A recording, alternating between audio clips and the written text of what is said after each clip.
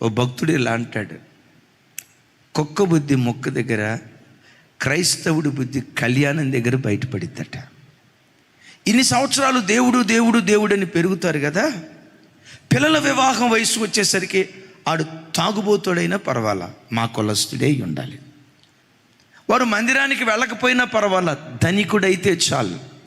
ఇన్ని సంవత్సరాలు వాళ్ళు నేర్చుకున్న ఆత్మీయతను క్రీస్తును కులం దగ్గర తాకట్టు పెడుతున్నారు కొన్ని క్రైస్తవ కుటుంబాలు. ఆ తర్వాత ఏమవుతుందో తెలుసురా తల్లి, దైవము కాని వాటిని ఆరాధించే తరం బయలుదేరుతుంది.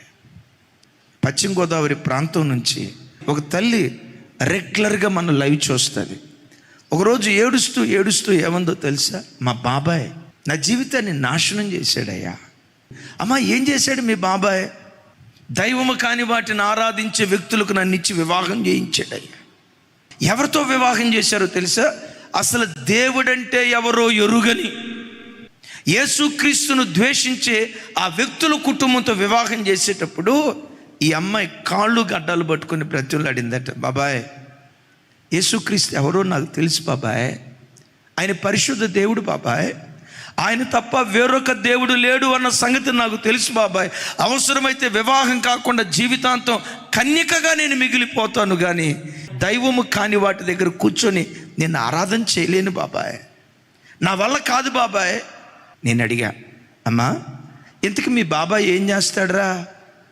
ఏముందో తెలుసా, మా బాబాయ్ పాస్టర్ గారన్నా. అప్పుడు ఏం చెప్పాడట, భార్య తన సత్ప్రవర్తన ద్వారా వాక్యము లేకుండానే భర్తను, ఎక్కడ పరిస్థితి ఏంటో తెలుసా, పెనం మీద నుండి పొయ్యిలో పడ్డట్లుగా. యేసు ప్రభు ఆ పేరెత్తితే ఒప్పుకోరు. ఎన్నిసార్లు నన్ను కొట్టాడో, ఆదివారం చర్చికి పంపించయ్యా, ఇంతకు మించి నేనేం కోరుకోను. ఆ పేరెత్తేవా చంపుతా, మందిరానికి పంపించడమే కాదు, చివరికి ఇంటిలో కూడా నేను ప్రార్థన చేయించు, నేను ఒప్పుకోను. ఒకరోజు ఆ చెల్లి విసిగిపోయి భర్తతో అందట, అయ్యా మందిరానికి వెళ్లకుండా నా శరీరాన్ని బంధించావు, క్రీస్తును ఆరాధించకుండా నా ఆత్మను నువ్వు బంధించలేవు, ఇంటిలో ఉన్న నా క్రీస్తు నేను ఆరాధిస్తా.